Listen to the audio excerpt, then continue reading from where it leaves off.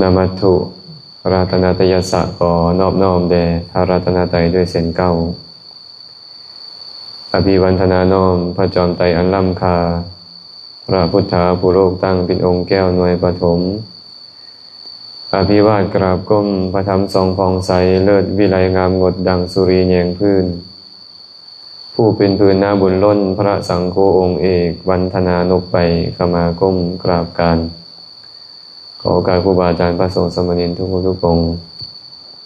กล่าวปกิณกะสารธรรมขอความสุขความเจริญจงบังเกิดมีแก่ญาติโยมเมื่อสุขสุคนอัปปมาโทอมตังปะทังปมาโทมัจจุโนปะทังอัปปมัตตานามิยันติเยปมัตตายะธามาตา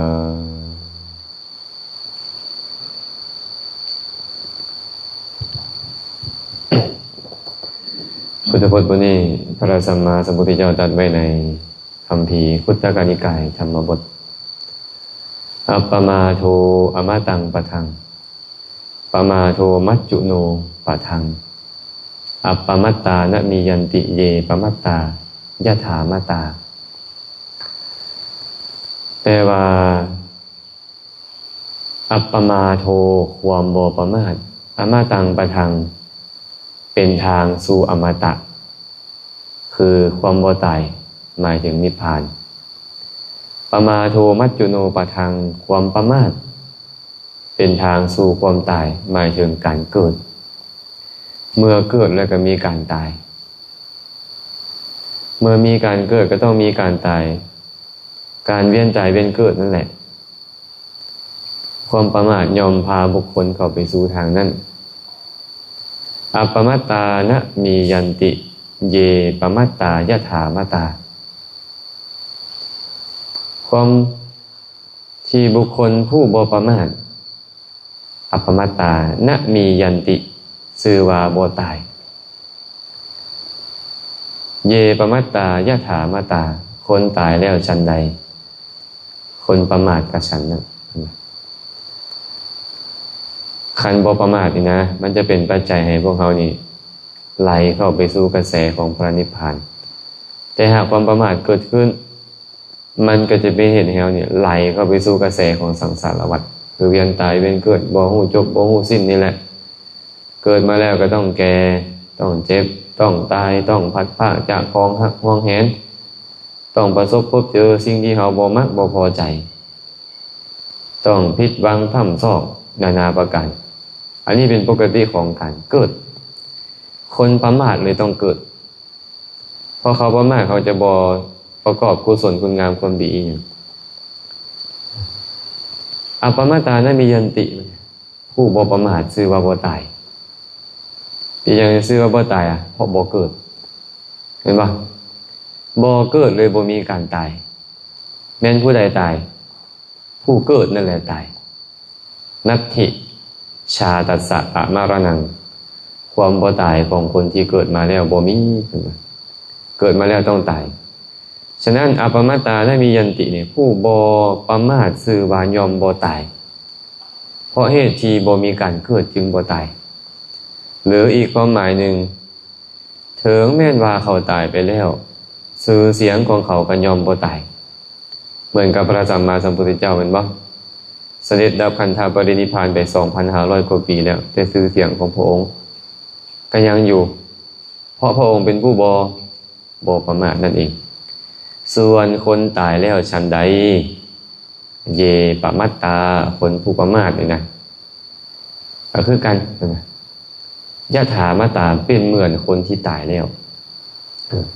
คนประมาทเขาบ่ให้ทานบ่รักษาศีลบ่เจริญภาวนาบ่ฟังธรรมบ่ประกอบกายสุจริตวจีสุจริตมโนสุจริตอย่างเลย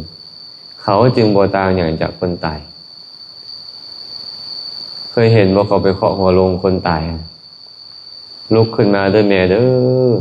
ครูบาอาจารย์มาแล้วมาฟังธรรมเด้อมาสมาทานศีลเด้อเห็นคนตายลุกขึ้นมาจากคนบ่มีเนาะบ่มีแต่งพาเข้า อาหารแซ่บๆไปไว้หัวลง แม่เอ้ยมากินข้าวเด้อพ่อเอ้ยมากินข้าวเด้อ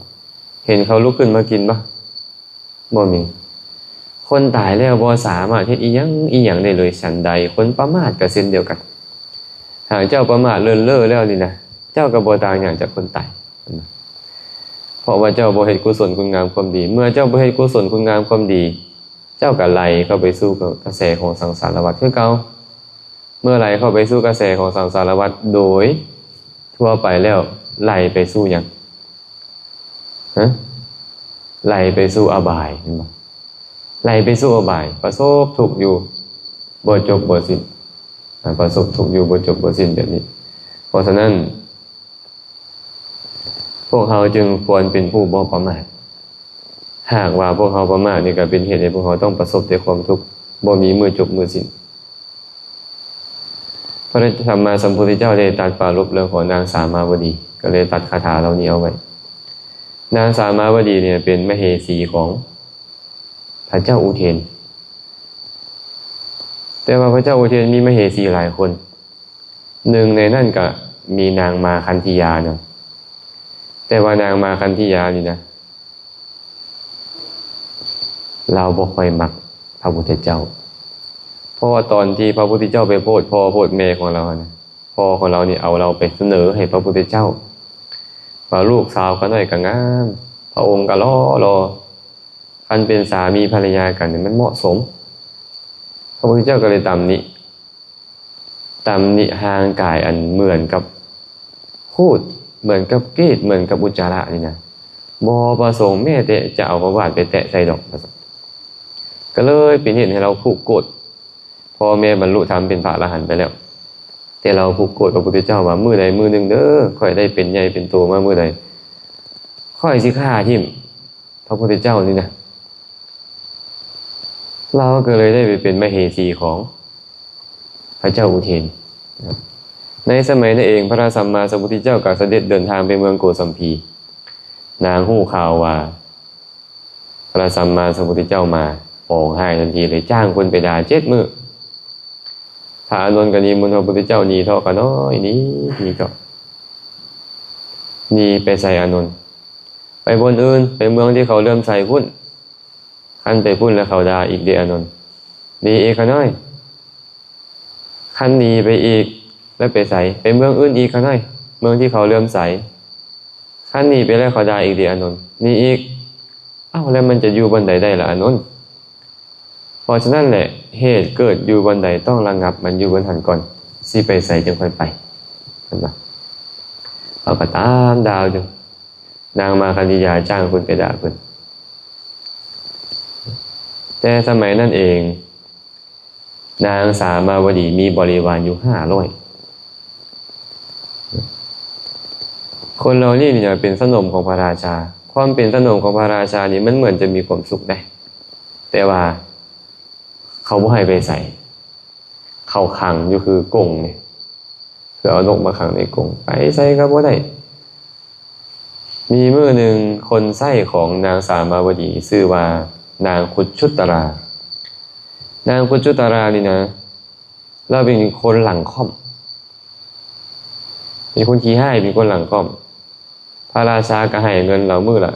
8 กหาปณะแล้วก็เสื่องไอ้ความโลภของคนนี่มันบ่มีจำกัดคือกันเด้เนาะแล้วก็เสื่องเงินไว้4 กหาปณะเอาแค่เครื่องเดียวแค่4 กหาปณะไปซื้อดอกไม้นำนายสุมาณมาลาการนายสุมาณมาลาการนี่นะเราเป็นพอค่าที่เฮ็ดพวงมาลัยที่เก็บดอกไม้แล้วก็เอาไปถวายแก่พระราชาเป็นต้นนำมื้อหนึ่งเรามีความเลื่อมใสในพระสัมมาสัมพุทธเจ้าก็เลยนิมนต์ให้พระพุทธเจ้าไปรับทานนางคุชุตรานี้ได้เข้าไปในสมัยนั้นไปขอซื้อดอกไม้แล้วก็บอกว่าท่าก่อนมื้อนี้ค่อยนิมนต์พระสงฆ์มีพระพุทธเจ้าเป็นประมุขมารับทานอยู่เฮือนค่อยเจ้ามาซอยค่อยก่อนเด้อ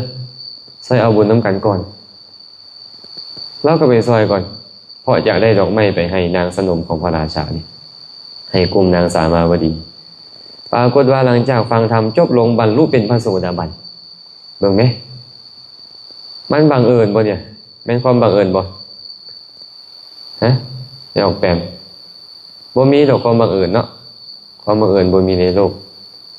เราสร้างเหตุปัจจัยมาดีแล้วเป็นเหตุให้เราบรรลุเป็นพระโสดาบันหลังจากเราบรรลุเป็นพระโสดาบันแล้วก็ซื้อดอกไม้ซื้อหมดเลยบัดเนี่ยบ่ซื้อครึ่งนึงเลยเด้บ่อยากยอกเงินแล้วความคิดที่จะขโมยบ่มีแล้วบัดเนี่ยซื้อหมดเลยเอาดอกไม้กลับไปหลายแท้มื้อเนี่ยนางสามาวดีก็เลยถามว่า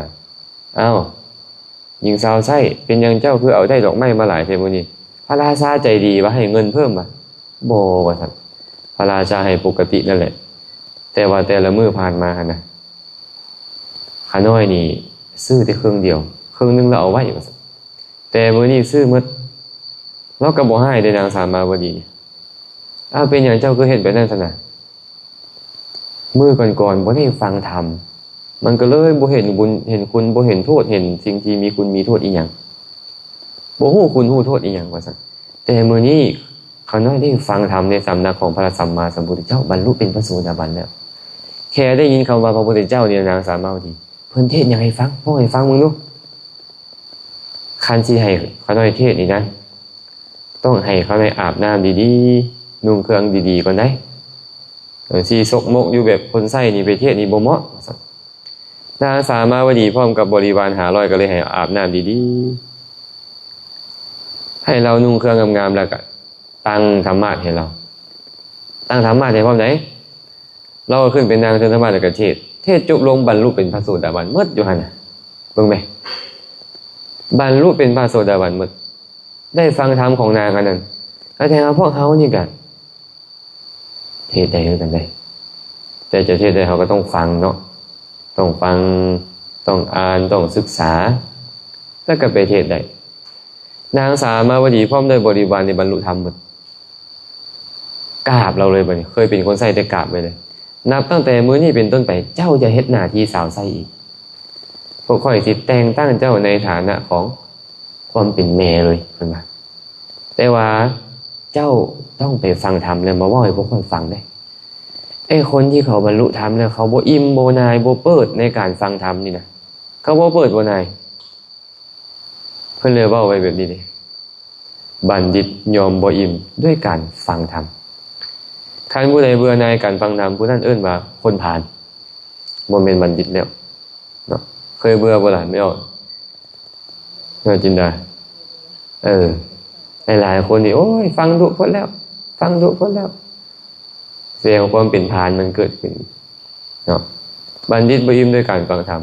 ก็เลยให้สาวไส้นี่ให้เจ้าบ่ต้องเฮ็ดเวียกแบบคนไส้แล้วบัดนี้แต่ละมื้อให้เจ้าไปฟังธรรมอย่างเดียวและเอาธรรมะมาเว้าให้พวกข่อยฟังก็พอนางก็เฮ็ดแบบนี้เป็นประจำจื้อได้หมดพระพุทธเจ้าเว้าอันใดมาเราจื้อได้หมดพระสงฆ์เว้าอันใดมาเราจื้อได้หมดมาเทศให้ฟังพวกนี้ก็ดีอกดีใจอยากเห็นพระพุทธเจ้าเด้บรรลุธรรมแล้วยังบ่เห็นพระพุทธเจ้านี่นะเขาเชื่อแน่นอนแล้วว่าพระพุทธเจ้าเป็นไปได้พระธรรมเป็นไปได้พระสงฆ์เป็นไปได้แต่ว่าเขาบ่เห็นเดี๋ยวนี้อยากเห็นเจ้ามนต์พระพุทธเจ้ามาให้พวกข่อยได้เฮ็ดบุญได้บ่ว่าซั่นบ่ได้เด้อยู่ในอานัตของพระราชาเดี๋ยวเขาเฮ็ดบ่ได้บ่ได้เด้คันภาษาพระราชาบ่คันเลื่อมใสนี่นิมนต์พระพุทธเจ้ามาบ่ได้เอาสิซะข่อยสินิมนต์ให้พระพุทธเจ้าเนี่ยบ่แม่นพระพุทธเจ้าเนี่ยเพิ่นสิดำเนินมาทางนี้ประจำอยู่เด้ย่างกายไปทางนี้แหละไปเฮือนของเศรษฐีทั้งหลายเพื่อไปรับทานให้พระเจ้าเจาะกำแพงให้เป็นหูเด้อแล้วซองเบิ่งเอาเพิ่นก็ไปเจาะแล้วคนละหูลองคิดเบิ่ง500ไม่ออกเลยเห็นบ่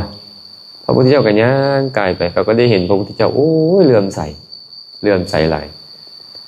ปรากฏว่านางมาคันธิยาอาริของพระพุทธเจ้านี่นะผู้ปองให้พระพุทธเจ้ามาเห็นโอ้พวกนี้เนี่ยเป็นสาวกของพระโคดมตัวเนี่ยเปิ้งค่อยสิฆ่าทิ่มให้หมดนี่เปิ้งแม่ไอ้ความคิดเบียดเบียนมันเกิดขึ้นเลยไอ้คนบ่ดีนี่นะเห็นเขาเฮ็ดดีบ่ได้คนบ่ดีนี่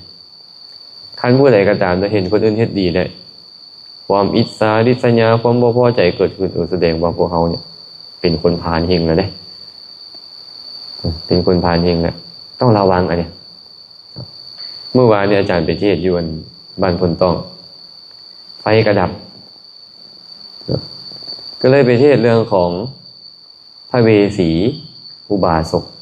ให้ข้าเจ้าฟังพระเวสีอุบาสกนี่นะเกิดในสมัยพระพุทธเจ้าพระนามกัสสปะเป็นผู้ถึงพระพุทธพระธรรมพระสงฆ์เป็นที่เบิ่งมีบริวาร500คือกันแต่ว่าบ่รักษาศีลเพิ่นเนี่ยอันปัจจุบันเนี่ยคือสายปาร์ตี้อ่ะนะไปวัดอยู่ได้ไปฟังธรรมเนี่ยอยู่ถึงพระพุทธพระธรรมพระสงฆ์เป็นที่เพิ่งอยู่แต่ว่าก็ปาร์ตี้เรื่อยๆสินะบ่รักษาศีลอุบาสกคนนั้นก็เลยมาคิดว่าเฮาก็คือเขานี่นะบริวารเฮาก็บ่มีศีลเฮาก็บ่มีศีลมันก็ซ้ำกันอยู่ตัวนี่เบิ่งเขาเสียให้ดีกว่าเขาก็เลยสมาทานศีลแล้วก็ไปบอกบริวารว่าเอ้า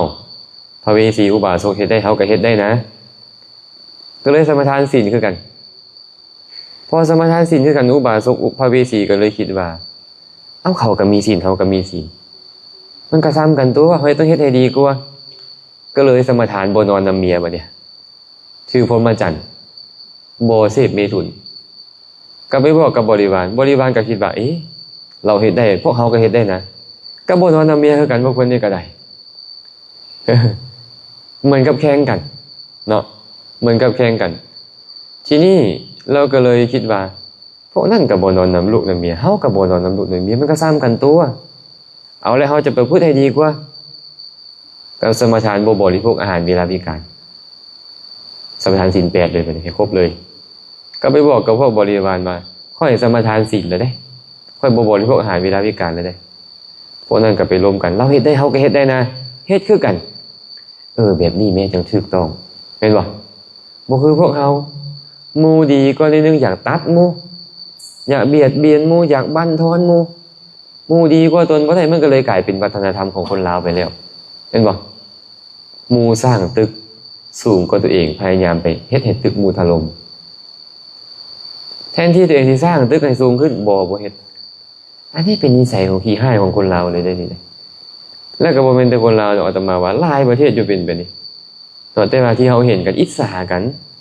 เห็นหมู่เฮ็ดดีแต่บ่ได้อยากไปลบคุณงามความดีของหมู่อันนี้ถูกบ่เนี่ยถูกบ่มีออกนิ่งบ่ถูกจักหน่อยเห็นหมู่ดีตัวเองก็ต้องเฮ็ดดีคือหมู่หรือเฮ็ดให้ดีกว่าหมู่เป็นบ่มันจังถูกแม่นบ่อันนี้น่ะเขาดีก็ละบั่นทอนเขา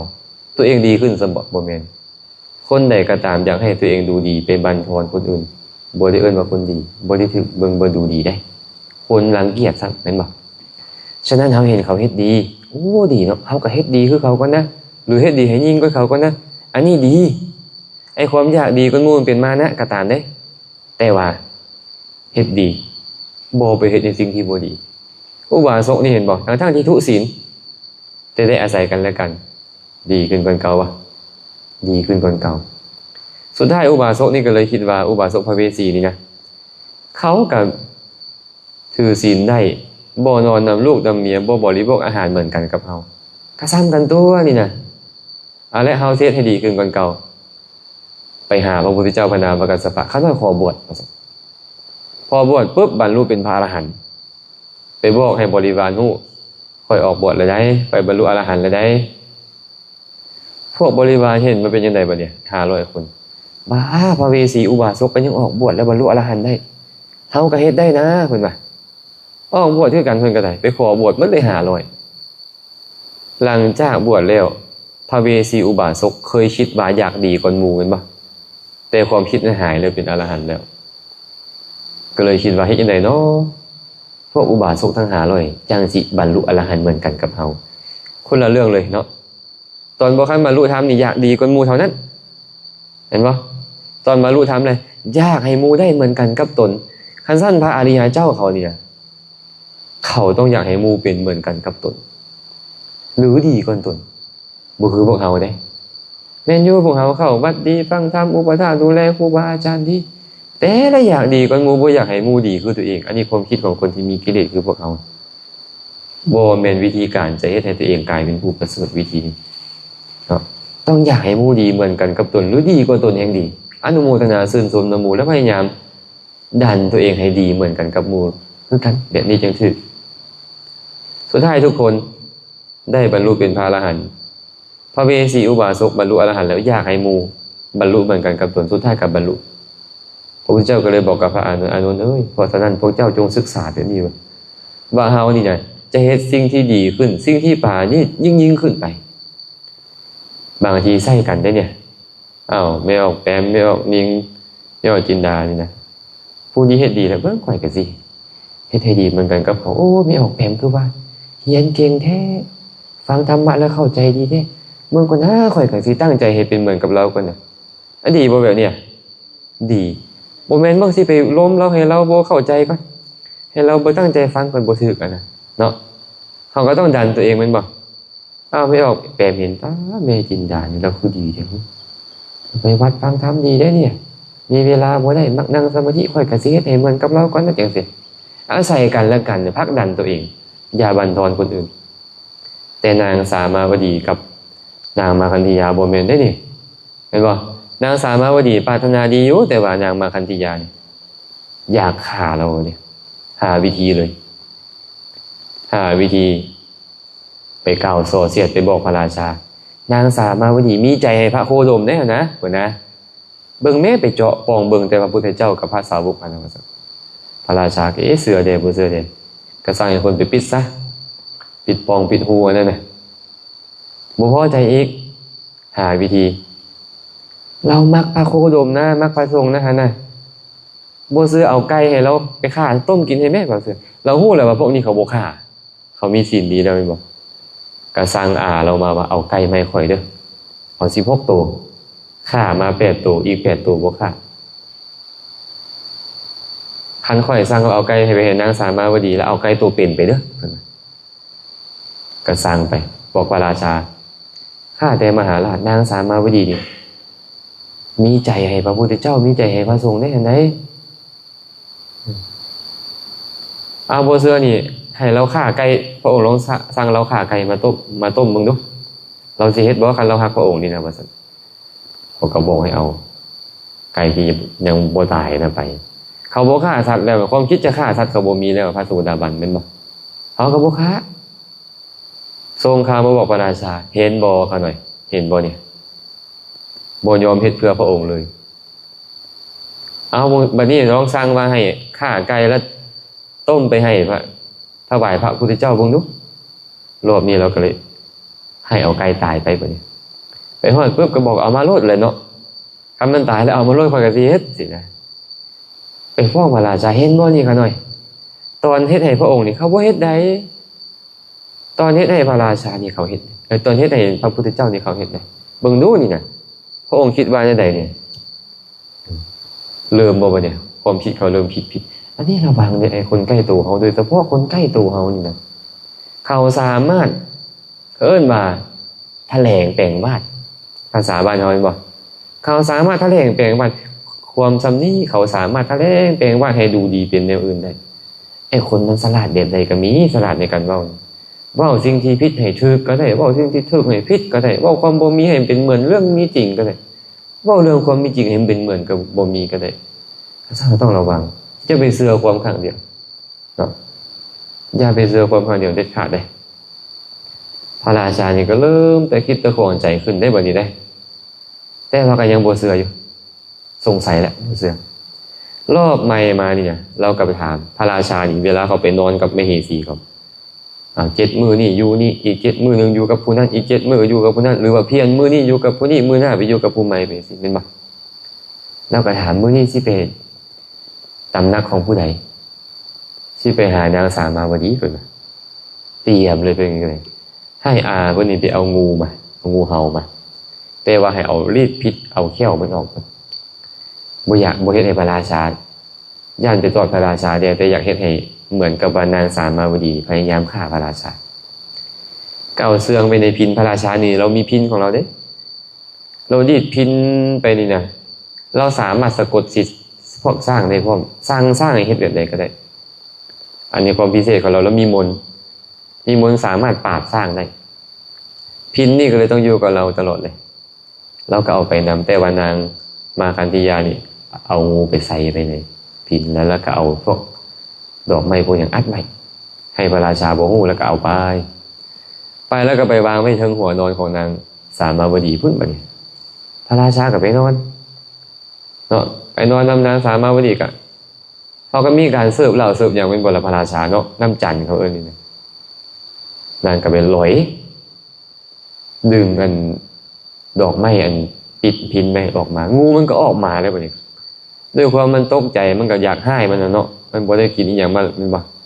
มันก็แพ้พังผ่านใจสิความจริงแล้วเขี้ยวมันออกแล้วพิษมันออกเลยนางสามาวดีเห็นก็ตกใจนางมาคันธียาตัวเองเป็นคนเฮ็ดนี่ก็เว้าขึ้นมาเลยเห็นบ่พระราชานี่คนน้อยเว้าปานใดก็บ่เชื่อเห็นว่านางสามาวดีอยากฆ่าพระองค์นั่นนี่นะว่าซั่นเลือใจแห่งพระราชาบัดนี้บ่ฟังฟ้าฟังไฟหยังแล้วบัดนี้จับธนูได้ขึ้นสายธนูยิงใส่นางสามาวดีเลยกำลังดึงสิยิงออกไปนะนางสามาวดีพร้อมกับบริวารแล้วก็บอกบริวารเราที่เพิ่งอย่างอื่นเฮาบ่มีเด้อ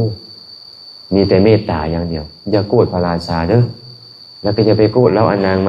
มาคันธียานะมีแต่แผ่เมตตาให้อย่างเดียว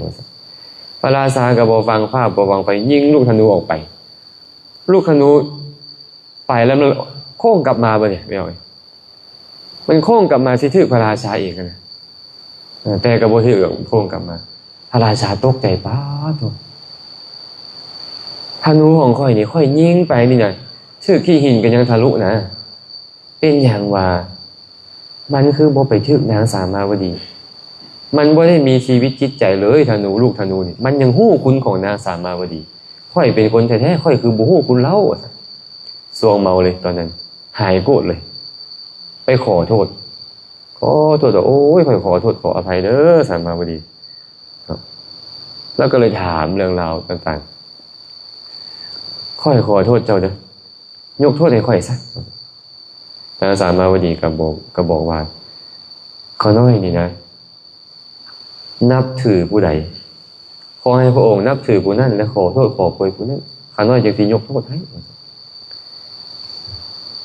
พระองค์นับถือแล้วข้าน้อยจึงสิยกโทษให้ข้าน้อยนับถือพระพุทธเจ้าเลยให้พระพุทธเจ้าเข้ามาสู่วังนี่เมืองนี่ได้ตลอดทุกเวลาข้าน้อยจึงสิยกโทษให้เราเราก็มีข้ออ้างนี่มีข้ออ้างพระราชาก็อนุญาตหลังจากอนุญาตแล้วก็พระอานนท์พร้อมด้วยพระสงฆ์ก็เข้าไปเรื่อยๆเข้าไปเรื่อยๆพอนางสามาวดีนี่ก็ถวายผ้า500ผืนแก่พระอานนท์พระราชาก็เลยถามผ้าพวกเจ้าไปใส่หมดซั่นน่ะถวายแก่พระอานนท์เพิ่นเอาหมดเลยป่ะแม่นแล้วเอาหมดมื้อใหม่มาเพิ่นก็ไปหาพระอานนท์ได้ยินว่าพระคุณเจ้ารับผ้าตั้ง500ผืนพุ่นว่าคั่นเอาไปยังหลายปานนั้นโอ้อาตมาจะให้พระองค์อื่นที่มีผ้าเก่าและผ้าเก่าของข้าเจ้าได้เฮ็ดจังได๋ผ้าเก่าของพระองค์อื่นก็เอาไปเฮ็ดผ้าเพดานเด้ผ้าเพดานเฮ็ดหยังล่ะเฮ็ดผ้าปูพื้นถ้าผ้าปูนอนเฮ็ดผ้าปูพื้นเด้เฮ็ดผ้าเช็ดตีนผ้าเช็ดตีนเก่าเด้ก็เอาไปบดไปตำให้มุนๆแล้วก็ผสมดินและสาบกุฏิโอ้ยใช้ประโยชน์หลายปานนี้พุ่นว่าคั่นได้แม่นครูบาอาจารย์เพิ่นใช้ซอยจีวรแบบนี้ได้อาจารย์ก็ได้ถวายอีก500ก็ได้ถวายอีกเลยเบิ่งแม่เพิ่นใส่จีวรบ่คือพวกเฮาเนาะพวกเฮาแล้วโอ้ยปีนึง3ไตบางเทื่อก็มื้อนึง3ไตก็บ่พอเปิ้นๆนิดนึงละทิ่มเปิ้นๆนิดนึงละทิ่มบ่คือเพิ่นน่ะเนาะใช้นุ่งบ่ได้เลยเฮ็ดครึ่งเพดานหรือว่าเอาไปเฮ็ดผ้าปูนอนเก่าแล้วก็ปูพื้นเก่าแล้วก็เอาไปเฮ็ดผ้าเช็ดตีนก็ยังได้อยู่อันนี้ซื้อตลอดผ้าเช็ดตีนครับพวกมั้ยอันญาติโยมซื้อมาถวายก็ได้แต่ผ้าเอาไปทิ่มมีประโยชน์กว่าผ้าเอาไปทิ่มบ่มีประโยชน์เฮาน่าจะใช้มันได้อยู่นะอันที่มันเปื้อนแล้วมันจะนุ่งบ่ได้แล้วมันยังสามารถเช็ดพื้นเช็ดตีนเช็ดหยังได้เฮ็ดเนาะผ้าเช็ดตีนเก่าก็เอาไปโบดแล้วก็ไปผสมดินแล้วก็สร้างกุฏิวิหารพระราชาแห่งเลื่อมใสไม่ออกเห็นบ่เขาเลื่อมใสย้อนในการใส่ของให้คุ้มค่านี่นะคันเอาของอันใดไปให้อันนั้นก็บ่ได้ใส่อันนี้ก็บ่ได้ใส่ทิ่มซะทิ่มตายเขาอยากจะเอาไปถวายบ่ล่ะศรัทธาเขาเพิ่มบ่ล่ะเหมือนกันศรัทธาก็ลดถอยลงแม่นบ่แล้วครูบาอาจารย์ก็ต้องพิจารณาได้ครูบาอาจารย์นี่ก็ได้เนาะต้องพิจารณาเมื่อเราเฮ็ดบ่ได้แบบนี้นางมาคันธียาแล้วก็คิดปองให้อยู่มามื้อนึงเราก็เลยสั่งให้อาของเรานี่เอาผ้าไปอ้อมที่อยู่ของพวกนางสามาวดีไปพันตามเสาตามอย่างไปหมดเอาน้ำมันไปใส่แล้วก็เผาเลยตายหมดเลย500นางเดียว มื่อเวความโหดร้ายปาเตือนของเรานี่นะเผาจนตายพวกนางสามาวดีก็ถามว่าเป็นอย่างจึงต้องมาเฮ็ดแบบนี้คือเอาผ้ามาพันตามเสาตามฟ้าเป็นต้นแบบนี้พระราชาสั่งเราตัวอันนี้เรากันเลยปิดประตูแล้วก็จูดไฟเผาตายมืดพี่คุณทั้งหลายก็นำเรื่องราวเรานั่นไปบอกพระพุทธเจ้าฟังพระเจ้าก็บอกว่ากรรมของไผของมันพวกนั้นเขาบรรลุอริยะหมดแล้วเขาบ่ไปอบายแล้วบางคนเป็นโสดาบันบางคนเป็นสกทาคามีบางคนเป็นอนาคามีเขาบ่เป็นหมันแล้วชีวิตเขาเนี่ยเขาบ่เป็นหมันแล้วและเป็นอย่างเขาน้อยเราจึงเป็นแบบนั้นล่ะนางสามาวดีนี่นะกับบริวารในอดีตการนี่นะมีพระปัจเจกพุทธเจ้าองค์หนึ่งพระราชาเลื่อมใสเพิ่นหลายเพิ่นก็เลยไปเข้าฌานเข้าสมาบัติอยู่ข้างกองเฟืองพวกนางสนมของพระราชากับอดีตชาติของพวกนางสามาวดีไปอาบน้ำไปเล่นมวนอยู่น้ำมันนะตนได้ออกเมืองเธอหนึ่งได้ไปเล่นน้ำเป็นบ่ดีอกดีใจพากันเล่นจนหนาวขึ้นมาแล้วอยากผิงไฟก็เลยไปจุดกองเฟืองปรากฏว่าพระเทระก็อยู่ข้างกองเฟืองไฟก็ไหม้เพิ่นนั่นบัดนี้ความจริงแล้วมันบ่สามารถไหม้เพิ่นได้เพิ่นเข้าสมาบัตินะแต่ว่าพวกนางสามาวดีอดีตชาติของเรานี่เห็นว่าไฟลามใจเพิ่นแล้วย่านพระราชานี่นะสร้างลงโทษก็เลยพากันไปซอกฟืนมาเนี่ยเอาฟืนมากองถมใจเพิ่นแล้วก็จุดเลยบัดนี้ตอนที่ลงจุดเฟืองไปเผาเพิ่นบ่บาปอีหยังแต่หลังจากนั้นเนี่ยย่านพระราชาฮู้ก็เลยพากันกบเกลื่อนเอิ้นว่าอำพรางนั่นเนาะอำพรางหลักฐานมันเอาไปก็เลยเอาฟืนนำกันมาจุดเผาเรา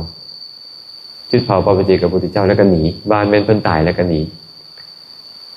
พอเพิ่นออกจากสมาบัติแจ้งมาเพิ่นก็ยามไปบิณฑบาตบ่ตายแล้วเพิ่นเข้าสมาบัติเพราะโทษนั่นน่ะเราต้องตกนรกอเวจีเกิดมาเป็นมนุษย์ถึงมาชาตินี้แล้วก็ตามโทษที่ตัวเองเฮ็ดบ่ดีกับพระปัจเจกพุทธเจ้าจึงถูกเผาแบบนี้อีกถูกเผาไปนี่มาหลายชาติแล้วเด้ชาตินี้ก็ยังไม่ถูกเผาอีกนี่ย้อนกรรมของเราเฮ็ดมาแต่ว่าเขาเฮ็ดกุศลคุณงามความดีมาอยู่ก็เลยเป็นปัจจัยให้บรรลุเป็นพระอริยเจ้าได้เขาก็เลยนำเรื่องราวไปบอกกับพระราชาพระนางสามาวดีพร้อมด้วยบริวารนี่ตายแล้วขนาดว่าพระราชานี่ฮักหลายนะครับพวกนางสามาวดีก็เลยอดกั้นเอาไว้อดกั้นเอาไว้ก็เว้าโดยประการอื่นว่าแม่นผู้ใดมาเฮ็ดนี่น่ะคนทั้งหลายก็เว้ากระถามเนาะพระราชาก็เลยบอกว่าสงสัยคนที่ฮักเฮาแหละเฮ็ดเพื่อเฮานี่น่ะคนที่ฮักเฮานี่แหละเฮ็ดเพื่อเฮานี่ฆ่านางสามาวดีแทนเฮานี่น่ะนางมาคันธียาได้ยินโอ้เพิ่นถึกใจตัวนี้น่ะห้องขึ้นเลยข้าน้อยนี่แหละเพิ่นเป็นคนเฮ็ดน่ะบ่เป็นผู้อื่นดอกข้าน้อยนี่แหละข้าน้อยเป็นคนสร้างข้าเลยว่าซั่นโอ้เจ้าคือดีแท้มาคันธียาข่อยสิให้รางวัลกับเจ้าให้เจ้าพี่น้องจะมาเมิดเลยเดี๋ยวข่อยสิฉลองใหญ่เลยเจ้านี่ดีแท้ๆฆ่านางสามาวดีฆ่าบริวารเราแทนข่อยนี่นะเราก็มาเมิดบริวารเราพอมาฮอดแล้วพระราชาสั่งให้จับเมิดฝังดินไว้เอาเฟืองไปถมแล้วก็เผาแล้วยังบ่พอใจเอารถเอาไถนี่ไปคาดไปไถอยู่หั่นเนาะตัดสิ้นนางสามาวดีออกไปทอดขออภัยตัดสิ้นนางมาคันธียาเอาไปทอดแล้วให้คนกินมันเหลือใจเฮงนะเพิ่นดีใจเพิ่นสิได้รางวัลแต่สุดท้ายเนี่ยฆ่าล้างโคตรเลยมึงดูหั่นพระราชาก็โกรธเอาแท้เอาว่าจังนี้ก็ได้เนาะเป็นโทษของนางเองแล้วก็ตกนรกอเวจีไปนางมาคันธียาพร้อมด้วยบริวารของเราอันนี้เป็นเรื่องที่ยิ้มยกขึ้นมาเว้าสู่ฟังเนาะแต่ว่าในบรรดานางเรานั่นน่ะนางคุชุตรานี่เราบ่ตายนางคุชุตราคนไส้อันผู้ที่เทศให้เราฟังเขาเจ้าฟังตลอดนั่นบ่ตายเราบ่ได้ไปอยู่หันนำเพิ่นก็เลยถามว่าเอ้านางคุชุตราคือบ่เป็นหยังว่าซั่นแล้วเป็นหยังเราคือเป็นคนขี้ห้ายแท้นางคุชุตราแล้วเป็นหยังคือบรรลุโสดาบันได้พระพุทธเจ้าก็เล่าสู่ฟังว่าในอดีตการนางคุชุตรานี่นะเราเคยเป็นบริวารของพระราชาคือกันแต่เคยใส่ให้คนเอาอาหารใส่บาตรพระปัจเจกพุทธเจ้า เฮ็ดเข้ามาทุป่าญาติดีๆแล้วใส่บาตรพระปัจเจกพุทธเจ้าแต่ว่าเข้ามาทุป่าญาติมันยังฮ้อนอยู่เพิ่นก็เลยเอากำไลแขนเอาวะไลแขนก็คือปลักแขนนี่นะมันก็สิใหญ่ด้วยนึงเนาะให้เป็นแนวรองบาตรเป็นแนวนี้นะเอามาเป็นแนวรองบาตรให้พระปัจเจกพุทธเจ้าถือไปด้วยอานิสงส์ที่เราถวายเข้ามาทุป่าญาติกับกำไลคือปลักแขนเรานั่นแหละเป็นปัจจัยให้เรามาบรรลุเป็นพระโสดาบันได้และเฮ็ดบุญอันนี้อีกได้บ่แม่นแต่สามารถได้ก็ตั้งความปรารถนามาคือกันให้เป็นธรรมกถึกนะทีนี้พระพุทธเจ้าก็เลยเล่าอดีตการให้เราฟังว่าแต่ว่าเราน่ะไปเฮียนแบบพระปัจเจกพุทธเจ้าในพระปัจเจกพุทธเจ้าทั้งหลายมีพระปัจเจกพุทธเจ้าองค์หนึ่งหลังโกงหลังเพิ่นกับโกงๆน้อยนึงสินะเราก็เลยทำทาเยาะเย้ยนะเฮ็ดยางเฮ็ดหลังโกงขายังแยงนี่แล้วก็พากันฮู้โดยเหตุนั้นเป็นเหตุให้เราเนี่ยเกิดมาชาติใดก็เป็นคนหลังค่อมแต่เป็นคนหลังค่อมและเป็นอย่างที่เป็นคนไส้มูล่ะในชาติหนึ่งมีนางภิกขุณีนางหนึ่งออกบวชในศาสนาของพระพุทธเจ้าพระนามกัสสปะนั่นแหละบวชเป็นนางภิกขุณีแล้วบรรลุเป็นอรหันต์แต่เคยเป็นมูกัน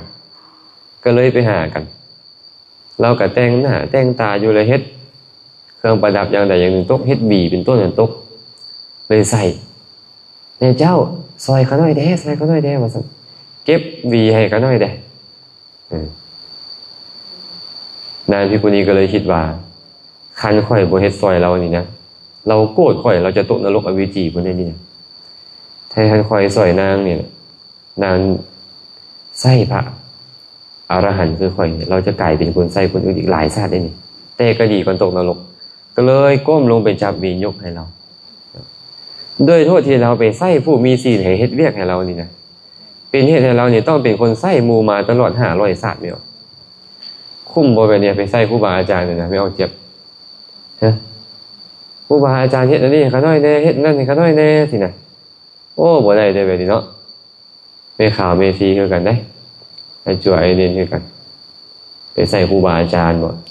หรือว่าญาติโยมไปใส่ไอ้จั่วไอ้เนนใส่ครูบาอาจารย์ก็ต้องระวังเอาบุญนำกันบ่ขาน้อยดีได้เดี๋ยวนี้เนาะส่วนเอาบุญเนาะส่วนเอาบุญนี่มันเป็นกุศลในใจก็เป็นบุญใจของผู้สวนหั่นนะเฮ็ดอันนี้ค่อยได้มั้ยเฮ็ดอันนั้นค่อยได้มั้ยระวังได้นี่อันนี้ก็ได้ไปใส่หมู่นี่นะหมู่บ่เฮ็ดละเครียดให้หมู่อันนี้บาปได้นี่ได้มันบ่เป็นบุญไปส่งอาจารย์ให้ค่อยได้เด้อสมมุติสิล่ะเขาบ่ทวงบ่ทันแล้วอยากให้เขาสมมุติสิเฮาอยากได้บุญอยากให้เขาได้บุญแต่เฮาไปโกรธไปเพื่อเขาอันนี้ก็สำคัญนี่บ่มีเอาเจ็บมาเอาเครื่องไปให้ค่อยได้แม่ไปวัดนะเขาบ่เอาบ่ทันใจไปโกรธไปเครื่องเขาบ่ค่อยเอาไปเองก็ได้ดอกย่าแหละเนาะระวังด้วยกันเพื่อนเป็นผู้มีศีลตื่นเช้าบัดนี้โอ้ยเอาเจ็บไปโกรธผู้มีศีลตายแล้วบัดนี้ต้องได้ระวังด้วยพวกเขานี่ไปใส่ผู้มีศีลต่างๆกันมาฮอดวัดปุ๊บเนี่ยข่าวก็บ่มาซอยเลยเนาะมาซอยได้มั้ยหิวเครื่องหิวของซอยได้มั้ยไอ้แบบนี้นี่ก็มันก็สิมีโทษอยู่ได้เนาะอันเอาบุญนำกันเด้อเขาน้อยเด้อซอยกันเด้อเอาบุญนำกันคนละเรื่องได้เอาบุญนำกันนี่เนาะหันไส้นี่ยังมีโทษใจคันเอาบุญนำกันละใครระวังได้ไม่ออกกินได้พระลูกตำมะฮุ่งให้แม่กินได้มีเฟือบ่เฮ็ดเฟือให้แม่เด้อระวังได้สิเป็นคนไส้เขาหลายร้อยหลายพันชาติอยู่ได้นี่นะคันเฮ็ดละเซาเด้อคันเคยเฮ็ดไปคันบ่เคยเฮ็ดละอย่าเฮ็ดดีแล้วคันบ่เคยเฮ็ดอันคันเคยเฮ็ดไปก็ได้เซาเด้ได้ลดละเลิกเนาะอันนี้เป็นเรื่องราวที่เพิ่นเว้าขึ้นมาไว้ย้อนหยังเขาเจ้าจึงเป็นแบบนี้เป็นหยังนางสามาวดีจึงถูกเผาย้อนว่าเราเป็นผู้ประมาทในอดีตเห็นบ่ประมาทและเฮ็ดอกุศลไปเราก็เลยต้องมาประสบความทุกข์แบบนี้เป็นหยังนางคุสุตลาเราจึงกลายเป็นคนหลังค่อมจึงเป็นคนไส้เขามาตลอดหลายร้อยชาติเพราะประมาทและเฮ็ดสิ่งที่บุคคลเฮ็ดระวังได้มาโกรธครูบาอาจารย์นี่นะครูบาอาจารย์แนะนำบอกสอนโอ้ยโกรธบ่กินข้าว3 มื้อบ่เข้าวัด2 อาทิตย์บาปนั่นแหละโกรธผู้มีศีลนี่แล้วเบิ่งโลดเกิดมาชาติใดก็แค่วก็สิวอง ใช้แขวปลอมที่ไหนก็บ่งาม ดังก็สิวึกปากก็สิแหว่งหูก็สิวิ่นบัดนี้หน้าตาอัปลักษณ์คิ้วก็บ่อยู่คือหมู่ตาก็บ่อยู่คือมือจักเร็วจักหยังก็บ่จักแหละแขนขาจะบิดจะงออยู่เอาบ่แม่นเจ็บบ่อยากได้ก็ต้องเป็นเด้อันมักโกรธครูบาอาจารย์นี่เด้ผู้ใดเป็นระวังเด้อมันชื่อว่าเฮาไปฝากธนาคารบาปเอาไว้แหละแล้วมันต้องส่งผลดอกเบี้ยให้เฮาเรื่อยๆเรื่อยๆเกิดมาซะใดจะขี้หายได้เปฝากไว้แม่ข่าวก็ได้ให้อยู่ใกล้ครูบาอาจารย์เนาะแห่งมักโกรธแล้วครูบาอาจารย์ว่านึงก็เว้าใส่กันน้อยเพิ่นเทศไปได้ก็เทศใส่กันน้อยนั่นแหละถ้าเบิ่งรถนะก็ฝากไว้ในนี้เนาะก็หยิบยกธรรมะเล็กน้อยมาเว้าสู่ฟังว่าคนประมาทเรื่องนี้นะก็บ่เฮ็ดกุศลคุณงามความดีคิดดีบ่ได้เว้าดีบ่ได้เฮ็ดดีบ่ได้เขาจึงบ่ต่างอย่างจากคนตายเพราะคนตายบ่สามารถสร้างน้ำกระทำบุญอันใดได้ฉันใดคนประมาทเขากับบ่ประกอบสุจริตด้วยกายวาจาใจเหมือนกันเนาะอะไรเนาะมื้อนี้ก็เว้าเรื่องราวให้ฟังกันน้อยดังนะอันขัดกันน้อยบ่เข้าใจเดินแล้วอันสมัยตะกี้เพิ่นฟังธรรมแล้วเพิ่นเข้าใจบรรลุธรรมเลยเพิ่นเข้าใจได้แบบนั้นเพิ่นเข้าใจอะไรจะเพิ่นฟังแล้วเพิ่นก็ได้เพิ่นฟังแล้วเพิ่นเข้าใจไปได้เพิ่นบ่ฟังละล่ะเพิ่นเจริญวิปัสสนาตาม